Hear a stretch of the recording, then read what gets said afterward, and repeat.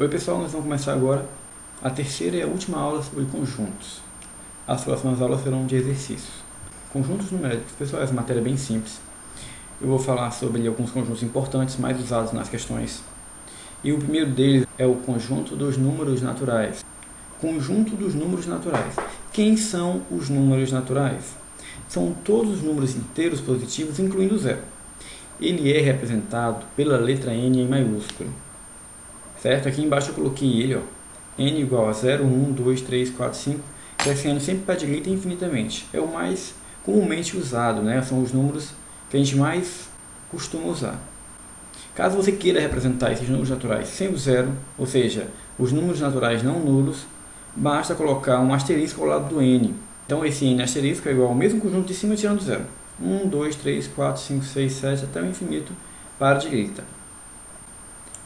A representação geométrica é da seguinte forma: 0, 1, 2, 3, da mesma forma que o conjunto, só que numa reta. Conjunto dos números inteiros. Quem são os números inteiros?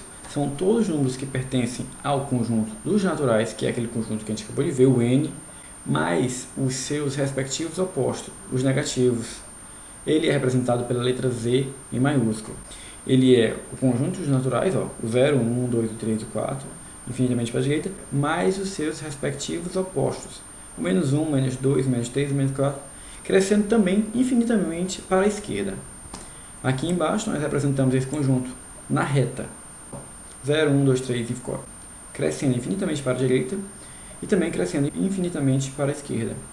O conjunto dos números inteiros possui também alguns subconjuntos. São eles: os inteiros não negativos, que são todos os números inteiros que não são negativos. Quem são eles? Ó, aqui embaixo eu coloquei, ó, o 0, 1, 2, 3, 4, 5, 6, crescendo infinitamente para a direita. Eu não disse que são os inteiros não negativos? Então são aquele mesmo conjunto que eu vi acima, o Z, sendo seus negativos. Corto aqui, ó. Eu fico com os números do zero para frente. Perceba que esse conjunto é idêntico ao conjunto dos números naturais. É só uma observação. Porque quando você tira os negativos dos inteiros, ele fica igual aos naturais. Também temos os inteiros não positivos. Esse conjunto é representado da seguinte forma: você coloca o menuzinho no cantinho. E, no caso do Z, dos inteiros não negativos, você bota o maisinho aqui em cima. Representa que nesse conjunto só tem os números positivos mais o zero. Ou seja, tirando os negativos. E aqui, da mesma forma, nós podemos tirar essa conclusão. O Z menos só tem os negativos junto com o zero. Mas se você quiser representar sem o zero, basta você colocar um asterisco. Da mesma forma que você fez no conjunto dos naturais. Ó, Z asterisco mais. O Z mais não eram os inteiros não negativos? Com o asterisco é esse conjunto sem o zero. Ó. Uma observação: Z asterisco mais é a mesma coisa que os naturais asterisco. Porque os naturais não é 0, 1, 2, 3 crescendo para a direita, com asterisco não tira o zero, então é a mesma coisa. Temos também os inteiros não positivos e não nulos. São todos os números do conjunto Z menos, ou seja, os inteiros não positivos, excluindo o zero. Representa-se por Z asterisco menos.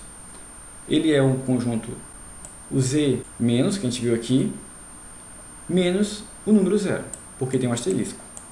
Fácil, né? Conjunto dos números racionais. Definição: número racional é todo número que pode ser representado por uma fração, por uma razão, entre dois números inteiros, com a única exigência que o denominador dessa fração, o número que fica embaixo, não pode ser zero. Então todo número que pode ser representado por uma fração ou por uma razão, mesmo que ele não seja uma fração, mas que ele pode ser representado por uma fração, ele é um número racional. Nesse parágrafo eu coloquei uma explicação do motivo que é usada a letra Q para representar o conjunto dos racionais. Porque Q é derivado da palavra inglesa quotient, cujo significado é quociente, já que a forma de escrever um número racional é o quociente de dois números inteiros com um denominador diferente de zero, como eu acabei de dizer. Ele é definido matematicamente da seguinte forma: lê-se assim: Q igual a sobre B, tal que A pertence ao conjunto dos números inteiros e B pertence ao conjunto dos números inteiros não nulos. Como eu disse, o b não pode ser zero. Perceba que o conjunto dos números racionais engloba os naturais e os inteiros, pois eles também podem ser representados em forma de frações.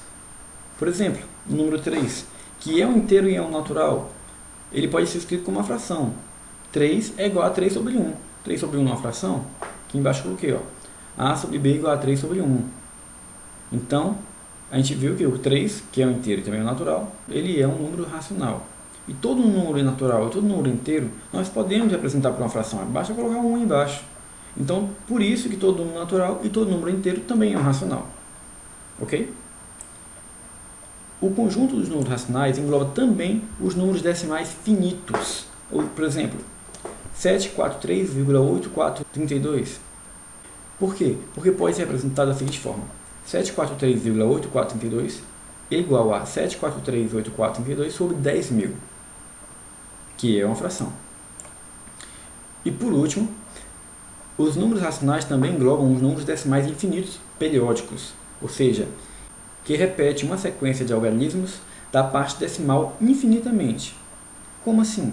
Um exemplo, 12,24, 05, 05, 05, 05, infinitamente, que também são conhecidas como dízimas periódicas, pois as dízimas também podem ser representadas por fração. A transformação de uma dízima periódica em uma fração é um pouco mais complexo, então eu fiz um apêndice que explica como você transforma uma dízima em uma fração.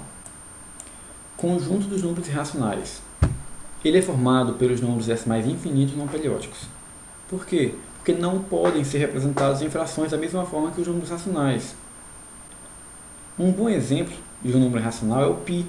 O π que a gente conhece bastante, que é o resultado da divisão do perímetro de uma circunferência pelo seu diâmetro, que vale aproximadamente 3,141592 e atualmente não se tem ainda um padrão.